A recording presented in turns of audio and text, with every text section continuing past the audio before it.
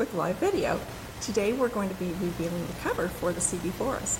Since today is the 73rd anniversary of the D-Day landings at Normandy, it was a fitting day to reveal the cover, since this novel is the first in my Sunrise at Normandy series, which revolves around D-Day. So today I'm going to share a little bit about the naval aspects of D-Day. I'm going to share a bit about the story, and I'm doing some book giveaways, and I might just show you the cover too. Because I'm not supposed to do giveaways on Facebook itself. At the end of the video, I'll post the link for my blog where I'll be doing the actual giveaway. And you can enter by leaving a comment on my blog or by sending me an email. So let's get started on the cover reveal, shall we? First part, author name. Big whoop-de-doo. You already know the author's name or you wouldn't be here. But here it is. I do love the blues and the golds. Probably because I'm a UCLA Bruin and because I'm a Navy mom. So here we go. My name. Right. Here's the next bit. The series title. I think they do a nice job. I love the little sunrise thing. So this series is called Sunrise at Normandy. One tragic night drove three brothers apart. One fateful day thrust them together, D-Day. This series follows the three Paxton brothers who are estranged as they fight on D-Day on the sea, in the air, and on the ground. The invasion of Nazi-occupied Europe was an enormous enterprise involving naval, air, and ground forces. British and U.S. and Free French and Poles and more. I'm having fun exploring the scope of this historic day.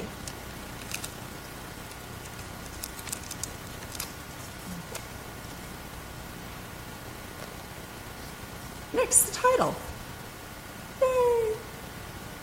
The C.B. Forrest is coming from Revell Books on February 6, 2018. The paperback is now available for pre-order on Amazon and at Books A Million, and will soon be available for pre-order on other sites and also as an ebook. After the video is over, I'll post those purchase links for you. Oops, I'm dropping my title. I'm a Sunday school teacher, so I have to do visual aids. This is what I do.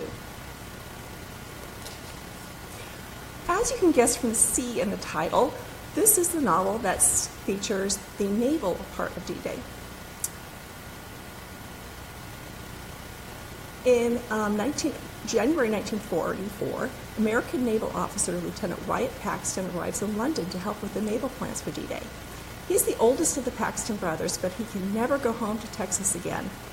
He's a prodigal son who deeply hurt one brother and betrayed the other. How can they ever forgive him?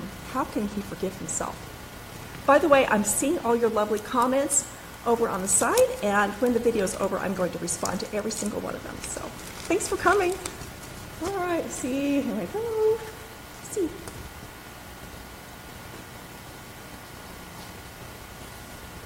Wyatt's part of the story was inspired by these pictures. While I was doing research for my Waves of Freedom series about the U.S. Navy, I was intrigued by naval action on D-Day.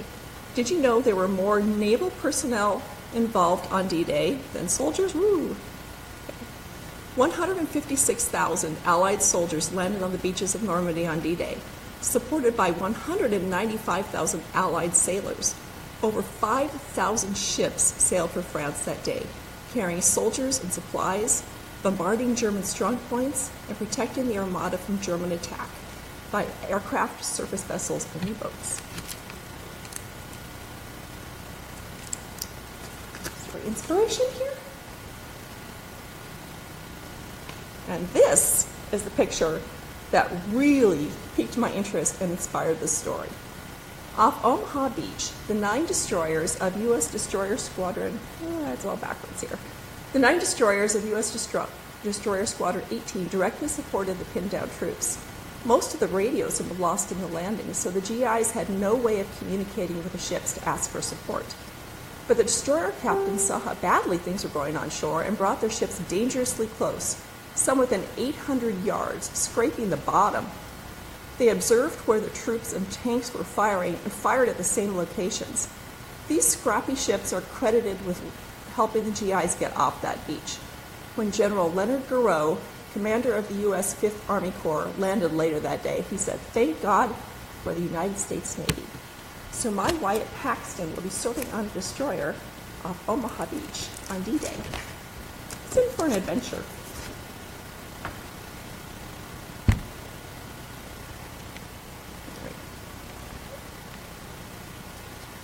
But of course, we have a heroine in the story.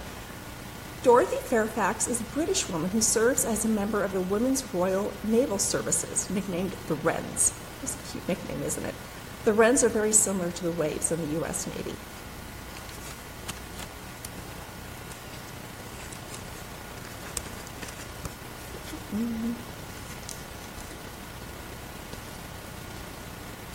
This poster could very well be my Dorothy, down to the red hair and the blue eyes, except she's Canadian, not British.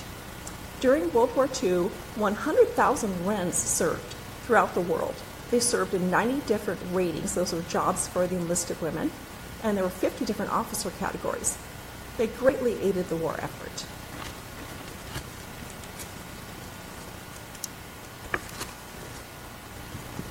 And now we get to meet Dorothy. You've seen a bit of her. Here's our Dorothy. Isn't she pretty?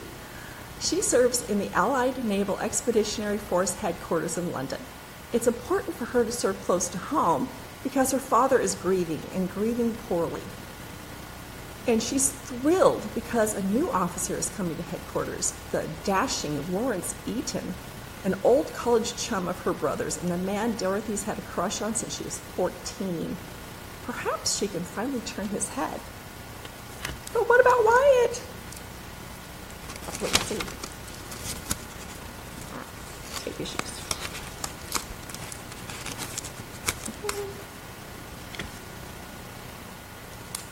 Dorothy works at Naval Headquarters in Norfolk House. I found this adorable sketch on the D-Day Museum, and it shows the Wrens at work in Norfolk House making plans for D-Day.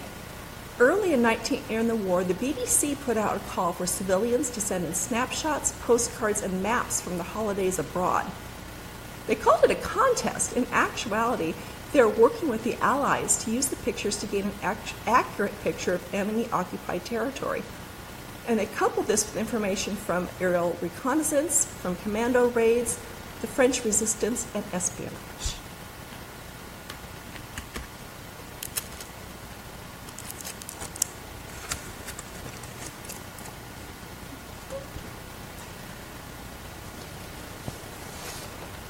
Now this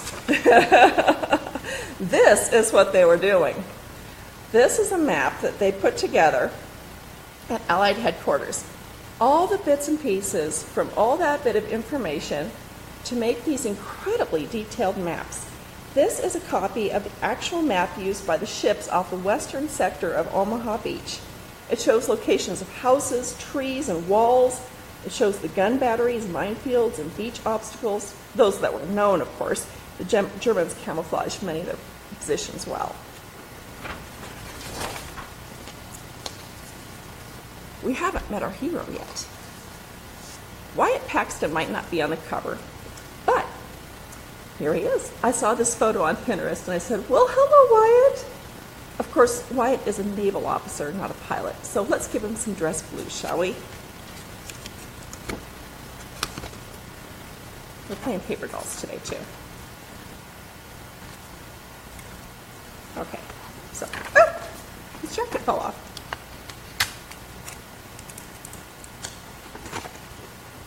There we go. Now he's appropriately dressed for the Navy. So, in CB Forest, Wyatt and Dorothy become friends as they work together, and as Wyatt gets through to Dorothy's father more than anyone else can. But Dorothy can't fall in love with an American. Her father needs her. She can't leave him. And Wyatt isn't the right man for her. Lawrence is. Or is he? You'll have to wait till February to find out. In the meantime, here is the cover. Oh, wait, that's a mess, isn't it? Let's see if we can fix it up, shall we?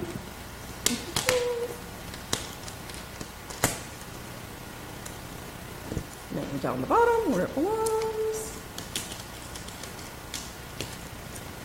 Series title. put the tie ball.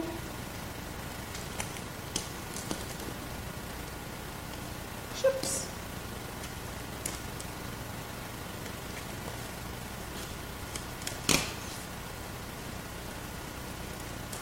And we'll put the cat on top of Dorothy instead of under her, shall we?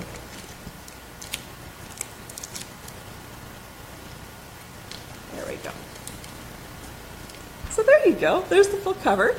Revell once again did an amazing job, and I'll show you the unsullied version, the uncut version. I am just in love with this cover.